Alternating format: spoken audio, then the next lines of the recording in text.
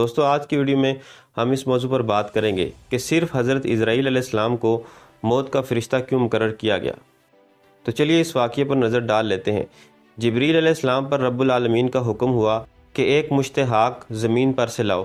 بحکم الہی جبریل بلندی سے آسمان کی فوراً اس زمین پر آئے کہ اب جہاں خانہ کعبہ ہے، چاہا کہ ایک مشت خاک لیں۔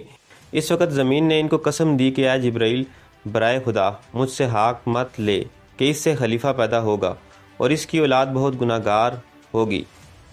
میں مسکین خاک پا ہوں اور میں عذاب نہیں برداشت کر سکتی۔ اس کی بات کو سن کر حضرت جبرائیل خاک سے باز آئے۔ غرض اسی طرح سے جبرائیل پھر گئے اور میکائیل اور اسرافیل بھی یہ کام انجام نہ دے پائے۔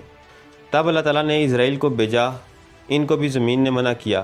انہوں نے نہ مانا اور کہا کہ جس کی قسم تو دیتی ہے میں اس کے حکم سے آیا ہوں، میں اس کی نافرمانی نہیں کروں گا، تجھ کو لے کر ہی جاؤں گا۔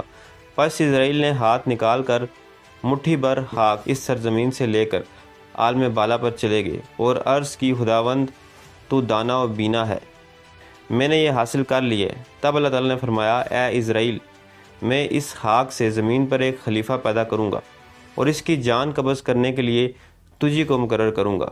تب اسرائیل علیہ السلام نے معذرت کی کہ یا رب، تیرے بندے مجھے دشمن جانیں گے اور گالیاں دیں گے۔ جناب باری تعالیٰ نے فرمایا اے اسرائیل، تو غم مت کر، میں خالق مخلوقات کا ہوں، ہر ایک موت کا سبب گردانوں گا اور ہر شخص اپنے مرض میں گرفتار رہے گا۔ تب دشمن تجھ کو نہ جانے گا، کسی کو درد میں مبتلا کروں گا اور کسی کو تپے دک میں اور کسی کو پانی میں غرق کروں گا۔ تو دوستو یہ تھی میری آج کی ویڈیو پسند آئے تو چینل کو سبسکرائب کریں۔ ملتے ہیں اگلی ویڈیو میں۔ اللہ حافظ۔